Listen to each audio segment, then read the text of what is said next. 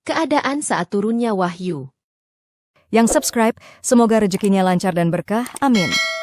Assalamualaikum warahmatullahi wabarakatuh. Setelah berulang kali mengalami mimpi menjadi nyata, Muhammad Sallallahu Alaihi Wasallam mulai menyendiri di Gua Hira. Hingga beberapa waktu berlalu tibalah bulan Ramadan. Beliau Sallallahu Alaihi Wasallam menemui sesuatu yang mengubah kehidupannya. Beliau berjumpa dengan Jibril. Jibril masuk ke Gua Hira lalu memerintahkan Muhammad Sallallahu Alaihi Wasallam untuk membaca. Hingga turunlah surat Al-Alaq 1-5. Beliau melihat mimpinya menjadi nyata. Mungkin ada yang bertanya, mengapa Jibril mendekap Nabi Muhammad Sallallahu Alaihi Wasallam dan membuat beliau kepayahan? Dan mengapa beliau merasakan ketakutan? Di antara faidahnya adalah Nabi Sallallahu Alaihi Wasallam begitu sadar bahwa keanehan yang beliau alami adalah sesuatu yang hakiki. Beliau merasakan sakit yang bisa dirasakan inderanya. Sehingga tak ada rasa ragu atau menerka itu adalah hayalan atau menduga-duga. Kemudian hal ini juga menjadi pelajaran kepada beliau bahwa tahapan-tahapan wahyu berikutnya akan turun dalam keadaan berat seperti ini. Sebagaimana firman Allah Subhanahu wa Ta'ala, "Sesungguhnya kami akan menurunkan kepadamu perkataan yang berat." Quran Surah Al-Muzammil ayat 5. Kata berat dalam ayat ini bukan hanya mengandung pengertian secara maknawi, atau hanya berarti makna yang mendalam dan penuh hikmah.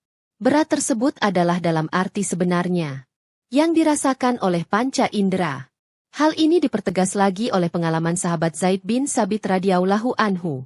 Ia mengatakan, sesungguhnya Rasulullah Sallallahu Alaihi Wasallam sedang mendapat wahyu, tidaklah sama antara mukmin yang duduk, yang tidak ikut berperang, dengan orang-orang yang berjihad di jalan Allah. Quran Surah An-Nisa ayat 95.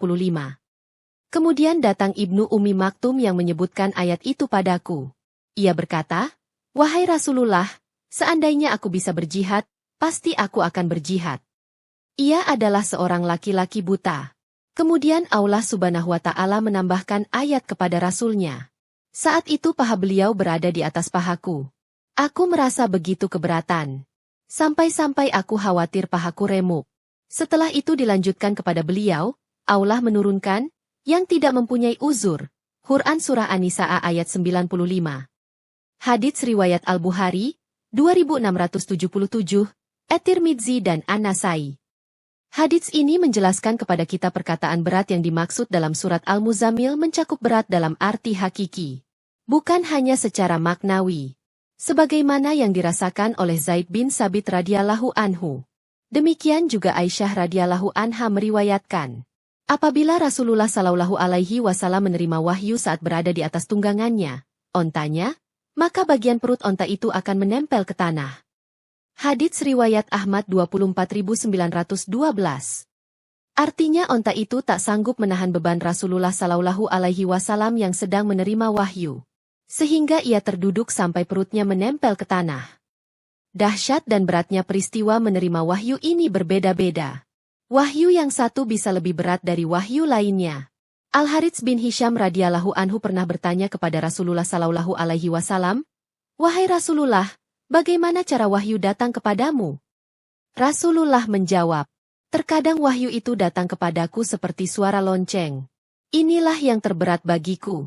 Dia memberitakan sesuatu dan aku memahami apa yang ia ucapkan.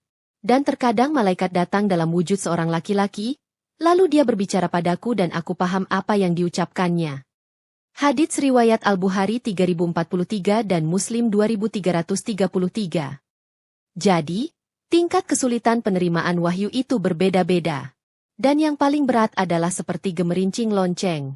Aisyah radhiyallahu anha paham betul tentang beratnya wahyu itu. Ia menuturkan bagaimana keadaan Nabi Sallallahu Alaihi Wasallam saat turun wahyu di musim dingin. Sungguh aku melihat wahyu turun kepada beliau di hari yang sangat dingin namun beliau tidak merasa kedinginan. Bahkan dari dahi beliau mengeluarkan keringat. Hadits riwayat Al-Bukhari. Dalam kondisi seperti itu, Rasulullah berkeringat. Terbayang betapa berat keadaan yang dialami Nabi Sallallahu Alaihi Wasallam saat menerima wahyu. Mengapa dalam keadaan berat? Membaca hadits-hadits Nabi Sallallahu Alaihi Wasallam, kita bisa menangkap hikmah mengapa wahyu turun dalam keadaan yang begitu berat. Dan Allah Subhanahu wa Ta'ala lebih mengetahui hikmahnya. Nabi Sallallahu Alaihi Wasallam mendapat ujian dari segala sisi. keluarga yang wafat meninggalkannya, hartanya, negeri asalnya, sahabat-sahabatnya, sampai rasa sakit yang beliau derita. Sungguh aku sakit sebagaimana rasa sakit dua orang kalian, 2 kali lipat. Hadits riwayat Al-Bukhari 5324 dan Muslim 2571. Dan juga sabda beliau sallallahu alaihi wasallam, orang yang paling besar musibahnya adalah para nabi, kemudian yang kesolehannya mirip dengan mereka. Hadits riwayat An-Nasai 7482.